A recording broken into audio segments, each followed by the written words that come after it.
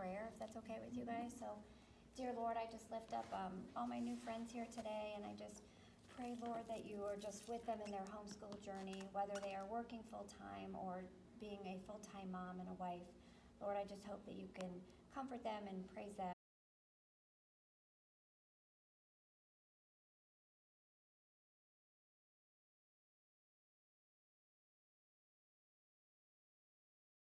Or a coffee or whatever, or just come over. I'm open because I did so many things wrong that I feel like I, can figure out what things might work and not work. So I think the biggest thing, well, let me ask first. So everyone here is a full-time mom, clearly, a full-time dad. Who else is trying to work outside of the home or already has a job outside of the home? Okay.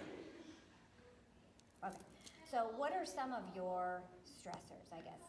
Start there. Like, what are some of the things that you guys are feeling? Well, Shannon knows that I've called her a couple times, just feeling like with my schedule being so erratic, 'cause it's not like, oh, mom works 9 to 1 and then we do school from 2 to 4 or something. Yeah. It all depends on what listing we're launching, or if I have a biofeedback client. And my weeks are very irregular, so I've been told, consistency is key, and doing the same thing at every, so they have a routine and they're prepared and they know what to expect from me. I've still yet to nail that down. Okay. And sometimes I feel like when I'm motivated, they're off. It's just trying to get everybody focused at the same time. Yep.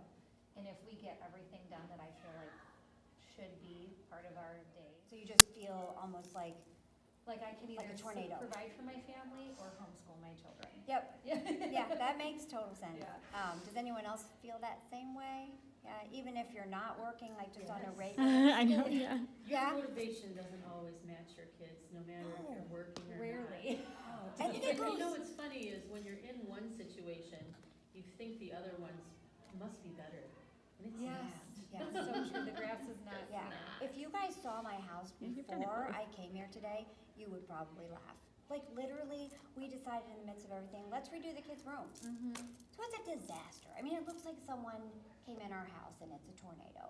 So I think that's the other thing too, is that whatever my vision of homeschooling was, I had to totally kick out the window. Like my vision was like, we wake up and we have morning prayer, and we all have breakfast, and then it's a beautiful day, and it never happens. Like we wake up, we don't have any waffles, no one has strawberries, no one wants to eat anything. The house is trash, no one wants to do school. Like I had to take whatever my type A thought of school was and just toss it out the window. Plus my husband was very much against homeschooling when we started, so I felt like I had that expectation to kind of live up to. So I finally just had to say, okay, this is not what it is. And I think that's the first point, is that it's whatever you want your homeschool journey to look like. Because at the end of the day, you guys are all amazing parents because you care enough to be there for your kids. That's just the bottom line. It's easier to put them on a bus and send them to school, and you have 8 hours to yourself. And what would you guys do if you had 8 hours? You're like, I could Clean my house. I'm telling you, it's not easier to put them on Yeah. the bus. Every education situation you decide for your kids is difficult. Yeah. True. Because when they're not away from you, then things happen at the school, and you hear their second grade version of it, and some version from a teacher and a principal, and True. Yeah. it's, you don't know what's going on there, and so it's another thing where you think it's easier, but it's not. Yeah, you're right. You're Yeah, right. 'cause we did that for kindergarten, Brooklyn's year of kindergarten, and 1 week of first grade, and everybody thought that some traumatic thing happened, and it was just like, no, we're not gonna do this again. Yeah. I Yeah. remember when she came home and told me one day that basically there was an irate father in our auditorium at Firelands, and they locked down the school. Yeah. And I was terrified. I was like, I've always wanted to homeschool. If I don't and something happens, will I ever forgive myself? Yeah. Yeah. My oldest had a kid who would just randomly start throwing things and go out of his mind. He probably should have been on medication, but the mom didn't want to put him, he was violent, and they would clear out the whole entire room. And that would happen probably once a month. Oh, geez. Yeah. Yeah, terrible. So I think that's the biggest thing, is that you're number one, you're doing great because you're your parent, you're your child's teacher. So the first thing I would recommend, if you have time in the next week, I think it would make you feel better.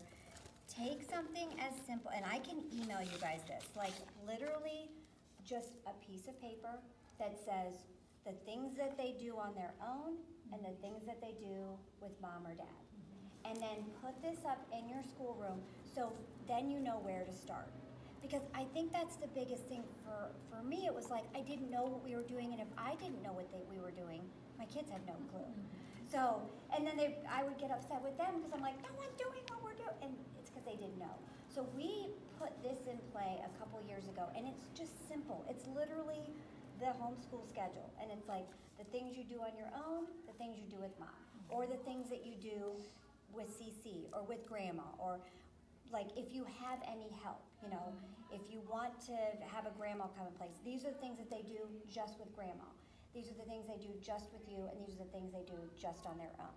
Because most of the kids can do stuff with you and with, like, on your own. So that would be the number one thing, is I would say, figure out what you guys need, and just type this up, write it out, whatever, and just put it where you guys can see it and where the kids can see it.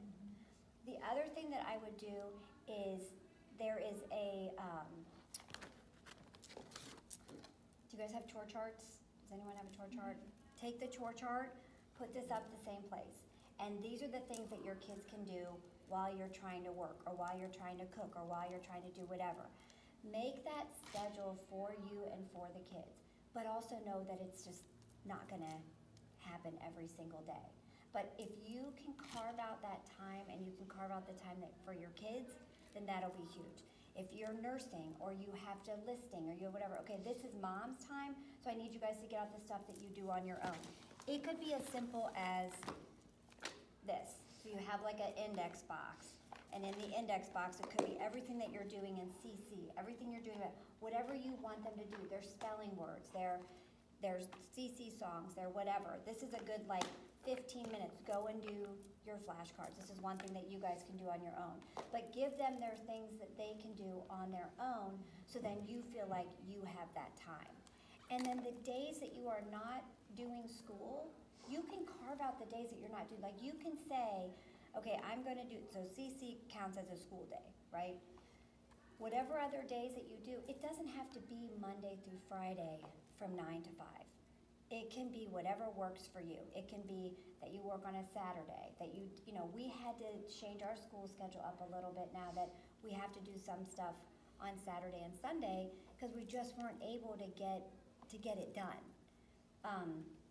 My twins are 8, and they're learn completely differently. I found out that my 8-year-old, through homeschooling all this, that now he's dyslexic and can only read because he's been memorizing.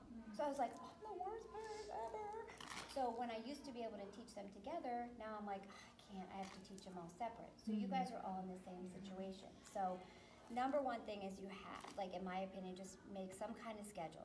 Make a schedule that the days that you're with them, and then you guys know what you're doing with them too. And then they know the stuff that they're not doing with mom. Then the second thing is, create like that pack of stuff that they can do on their own.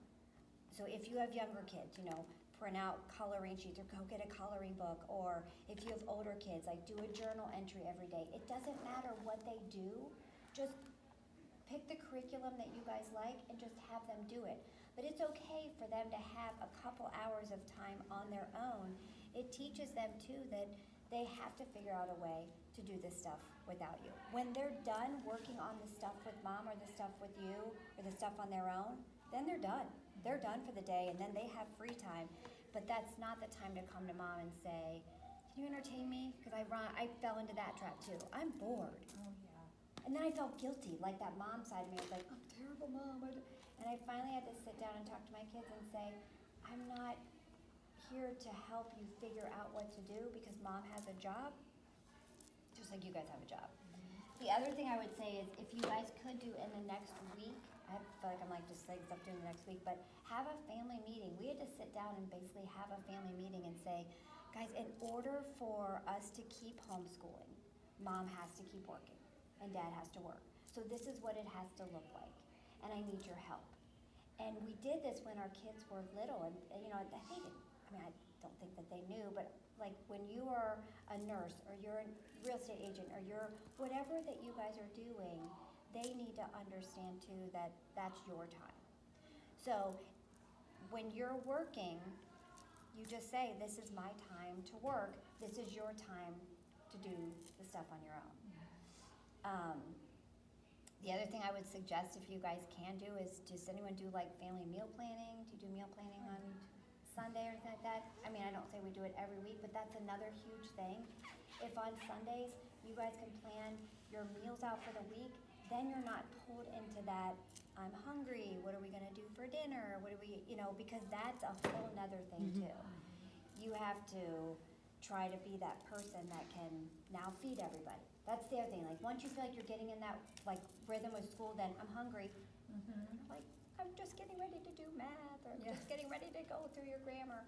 But if you can do that family meal planning, and it's as simple as like, just have a planner. Get a planner for everybody. Have your kids write it out or write it out for your kids. This is what you're doing for the week, and then this is food. If you don't want what's on the food thing, you guys can make whatever you want. But mom and dad have to do work, and we have to teach you, and kitchen's open to this is what we have, and if not, then you can make your own thing. Because I think as moms, we constantly feel, do you guys constantly feel that pull?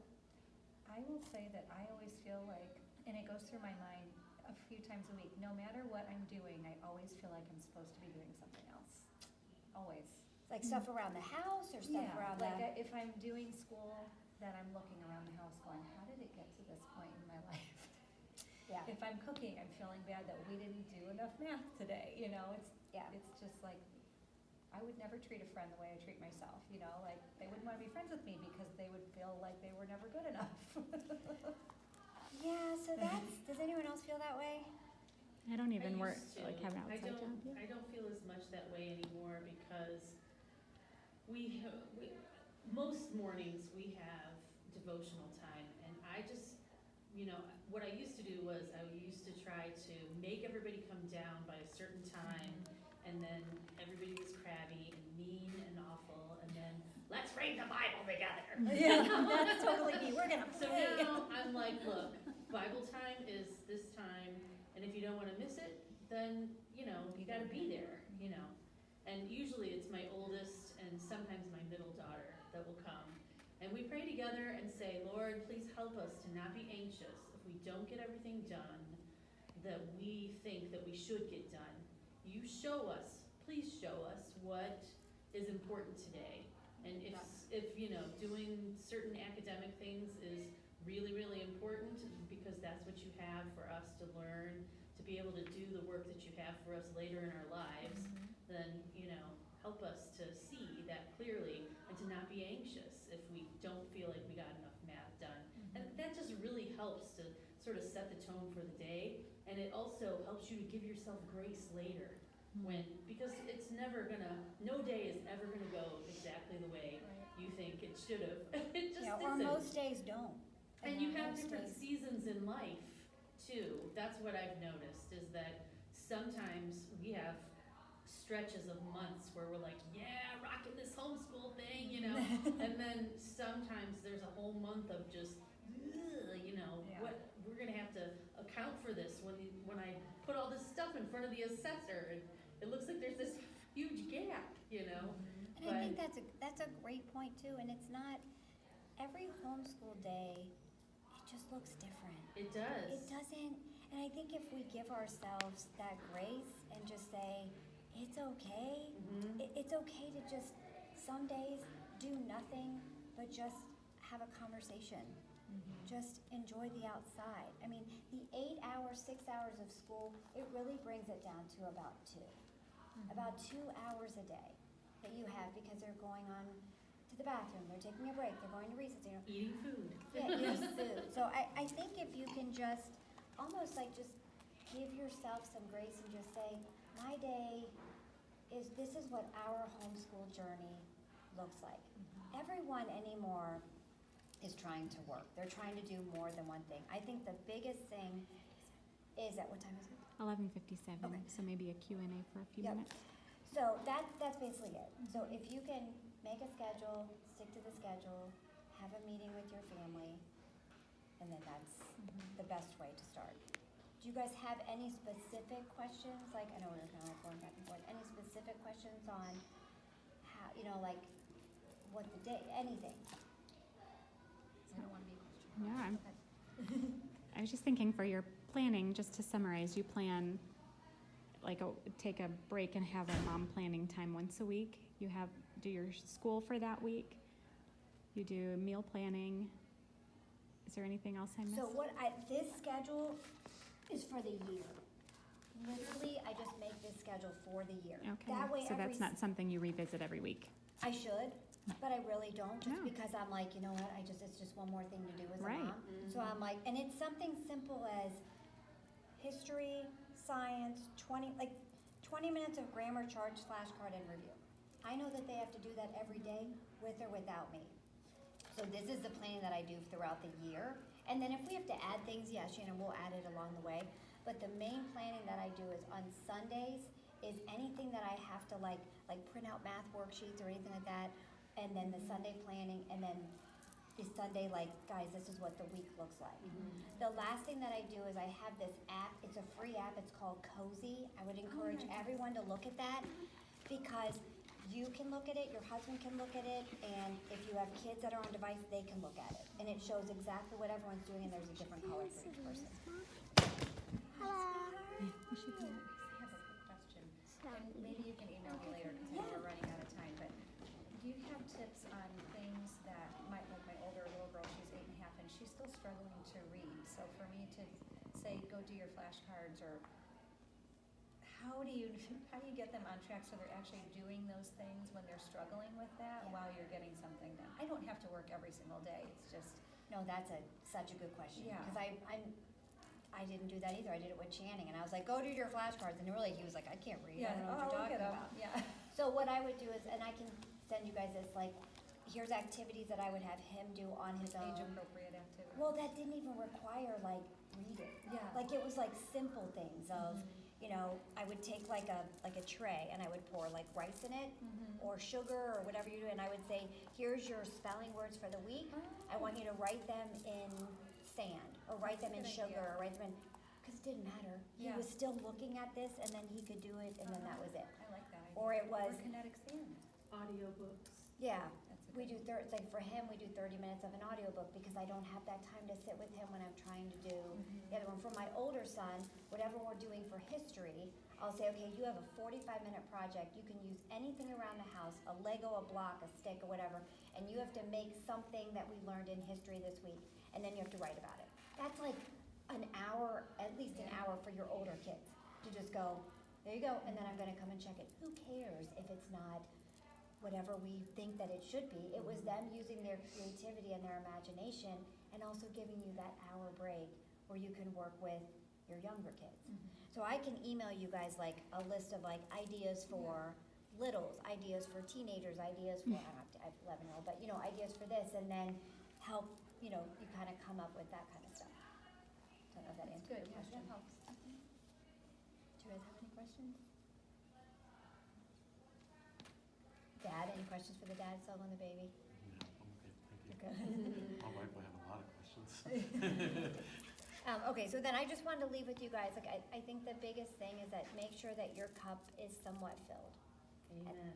Just Yeah. fill your cup. And so I have a little thing to give you guys, and it's the thing I say all the time, I can do everything with Christ who gives me strength. And it's a little jar, and I just want you to sit it out, and if you can just remember, try to fill your cup. I'm really bad at this, so I'm just trying to get better, thanks to my good friend Shannon, who reminds me. But if you can, once a week, take a bath, have a cup of coffee, give yourself some grace, and just know that you're doing such a good job. Even the days that you feel like you're not, you'll look back, and those will be the best homeschool days. Though in your kids' minds, those will be the best days. So thank you so much for having me. If you guys need anything throughout your journey, like I said, just let me know. Thank you And I'll so give you much for guys being here. You can take these with you. Jan, I made